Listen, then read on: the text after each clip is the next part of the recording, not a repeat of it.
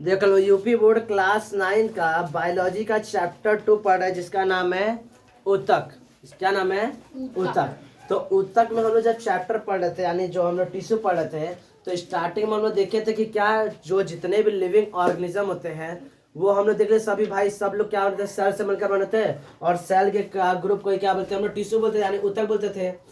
मतलब क्या होता है, कोशिकाओं के समूह क्या बोलते हैं? ऊतक बोलते थे। तो हम लोग पहले पूरा अभी तक हम लोग प्लांट टिश्यू यानी पादप ऊतकों के बारे में हम लोग पूरा पढ़ चुके हैं। ठीक, पूरा डिटेल में जितना भी टॉपिक था पूरा हम लोग डिटेल में उसके बारे में चर्चा कर लिए।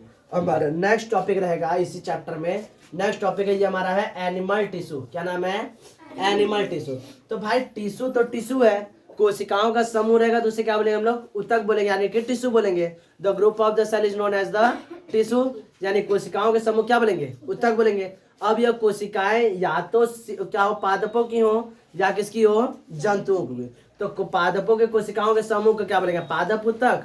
और जंतुओं के कोशिकाओं के समूह क्या बोलेंगे हम लोग? जंतु ऊतक। बात समझ रहा है? यह तो हम लोग बहुत ज्यादा बहुत बड़ा बात नहीं है कि हाँ जंतु ऊतक किसे कहते हैं।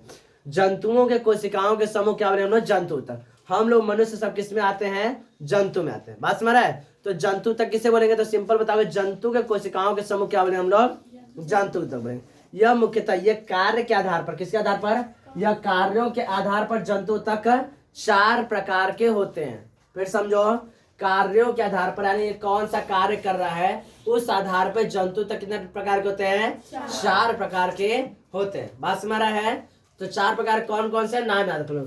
जंतु कार्यों के आधार पर जंतु 4 प्रकार के। पहला एपिथेलियम टिश्यू, यानी एपिथेलियम ऊतक।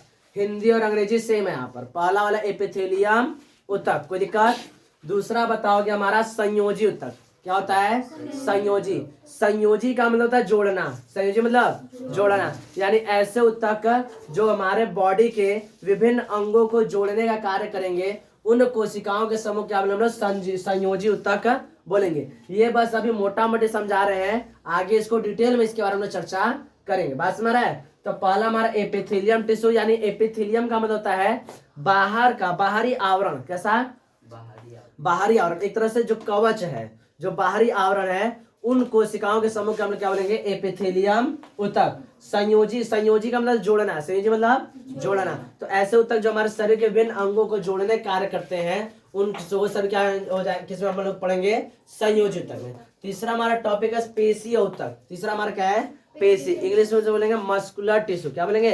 मस्कुलर टिश्यू, यानी वह ऊतक जिनकी कोशिकाओं से मिलकर पेशियां बनी। क्या बनी है?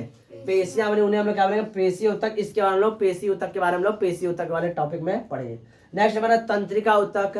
तंत्रिका ऊतक हम लोग किसके बारे में पढ़ेंगे? ब्रेन के बारे में, नर्वस के बारे में। ये हम लोग किसमें पढ़ेंगे? तंत्रिका ऊतक के बारे में लोग मतलब तंत्रिका ऊतक के टॉपिक में हम लोग ब्रेन के बारे में पढ़ेंगे, बोन मैरो के बारे में पढ़ेंगे, ठीक है, मेरुरज्जु के बारे में, ये सब के बारे में हम लोग इसमें डिटेल में पढ़ेंगे।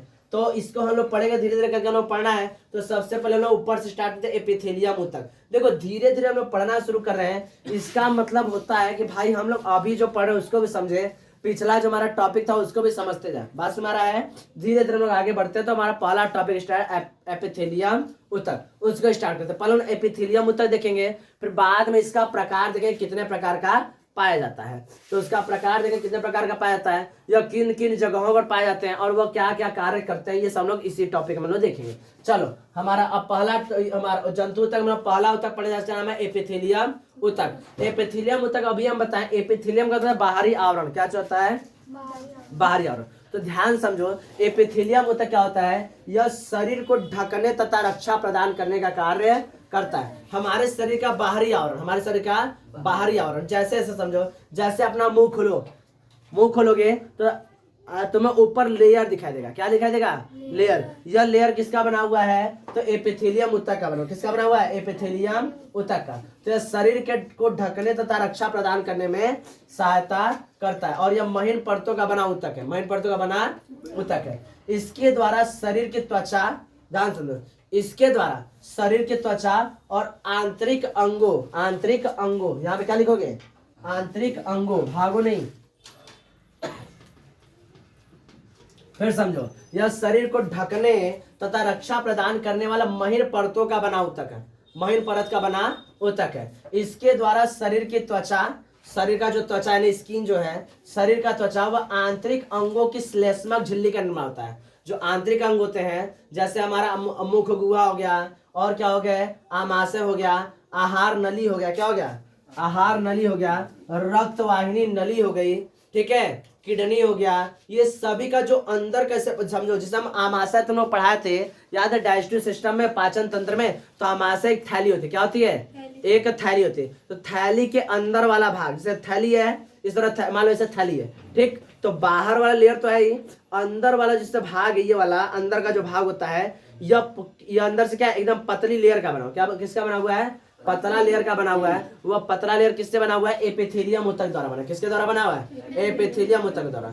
यह समझो ध्यान से, यह जो अभी जो पढ़े हैं, तो हम पढ़े मुख गुहा में भी एपिथेलियम ऊतक पाया जाता है, आमाशय में भी एपिथेलियम ऊतक पाया जाता है, अंदर आंतरिक भागों पर, आंतरिक अंगों पर, यहाँ पर, ठीक है, आहार नली में भी पाया जाता है, रक्त वाहिनी नली में पाया जाता है, इन सभी में पाया जाता है। इन सभी में एपिथेलियम ऊतक जो पाया जाता है, इनका अलग अलग जगहों पर अलग अलग नाम होता है, क्या होता है, अलग अलग नाम होता है, और उनका अलग अलग कार्य होता है। जैसे स्मॉल इंटेस्टाइन, छोटी आंत में एपिथेलियम ऊतक जो पाता है, उसका स्ट्रक्चर कुछ इस तरह होता है, तुम लोग देख के पहचान लोगे। मान लो इस तरह से है हमारा स्मॉल इंटेस्टाइन, पतला सा नली होता है, पता है ना, और इसी तरह गुड़ गुड़ घुमा रहता है, इसी में इस तरह से पाया जाता है, इस तरह से ऐसे स्मॉल फिंगर लाइक स्ट्रक्चर, पता है ना, स्मॉल फिंगर लाइक स्ट्रक्चर, छोटी छोटी उंगली नुमा क्या होती है, संरचना होती है, जिसे क्या बोलते हैं, विली, क्या बोलते हैं, विली, याद है, यही विली एब्जॉर्प्शन करता है किसका, डाइजेस्टिव जो सब्सटेंस रहते हैं, जो डाइजेस्ट हो जाते हैं, उनका एब्जॉर्प्शन है, अवशोषण करता है, क्या करता है, अवशोषण। तो यहाँ पर इसका किस नाम से जानते हैं इसको,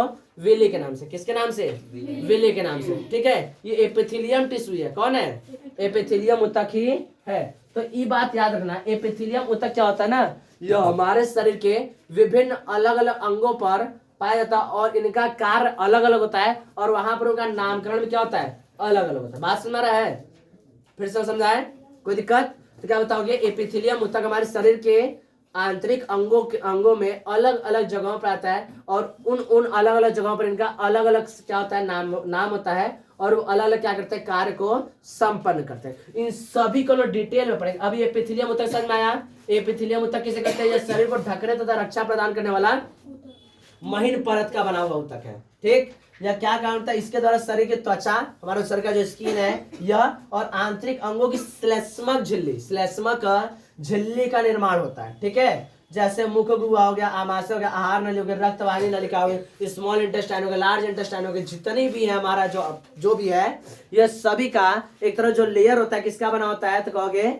एपिथेलियम ऊतक का बना होता है। सबका लेयर, चाहे अंदर की बात करें या हम लोग का बाहर का बात करें, सब में किसका बना हुआ है, एपिथेलियम ऊतक का ही बना हुआ है। एपिथेलियम ऊतक एक और कार्य करते हैं, ये एक तरह से हम जब सेल पढ़ा रहे थे तो हम बताए थे कि सेल का जो बाहरी लेयर होता है वो भी तो एपिथेलियम ऊतक हो गया एक तरह से। तो सेल का जो बाहरी लेयर हो गया वह क्या काम करता है, वह कुछ पदार्थों को अंदर आने देता है, कुछ पदार्थों को बाहर जाने देता है। सेम वैसे एपिथेलियम ऊतक भी करता है। जैसे ही हमारे जैसे अभी हम स्मॉल इंटेस्टाइन बात किए, तो स्मॉल इंटेस्टाइन में क्या करता है, छोटी आंत में वह खाद्य पदार्थों में से जो जितने भी न्यूट्रिएंट्स होते हैं, जितने भी क्या होते हैं पाचक रस होते हैं, उनको क्या कर लेता है, अवशोषण कर लेता है। तो अवशोषण करेगा मतलब उसके अंदर से जो हमारा एपिथेलियम ऊतक है उसके अंदर से होकर जाएगा तब ना। तो एपिथेलियम ऊतक क्या करता है, इनको क्या एक तरह से अलाउ करता है, इन लोग को कहता है कि हाँ आप परमिट देता है, एक तरह से क्या करता है, अनुमति देता है, जिससे वह उसके अंदर से होकर आ सके। बाकी जो अनडाइजेस्टेड यानी जो पचे हुए भोजन नहीं होते हैं, अपाच्य भोजन होते हैं, वह स्मॉल इंटेस्टाइन से होता है, वह लार्ज इंटेस्टाइन में चलाता है। वहां से क्या होता है, वहां से निकल के हमारे मतलब क्या करता है, बहिष्कृत यानी बाहर कर दिया। स्मॉल इंटेस्टाइन से लार्ज इंटेस्टाइन से कहा जाता है गुदा से क्या होता है, मलाशय के द्वारा बाहर कर जाता है। बात समझ रहा है। तो इस तरह से होता है। तो इसका ये काम हुआ, ये इतना कार्य हुआ। और एक कार्य जो हम अभी बताएं ये भी लिखोगे, क्या लिखोगे कि यह जो होता है जो हमारा एपिथेलियम ऊतक होता है, ये शरीर के अलग अलग अंगों में पाया जाता है, ठीक। और वहां पर ये अलग अलग नाम जाना जाता है और ये अलग अलग कार्य क्या करता है, संपन्न करता है। बात समझ रहा है, कोई दिक्कत। अब उसको लोग पूरा डिटेल पढ़ेंगे, इसको पहले लिख लो, उसका डिटेल में पढ़ेंगे।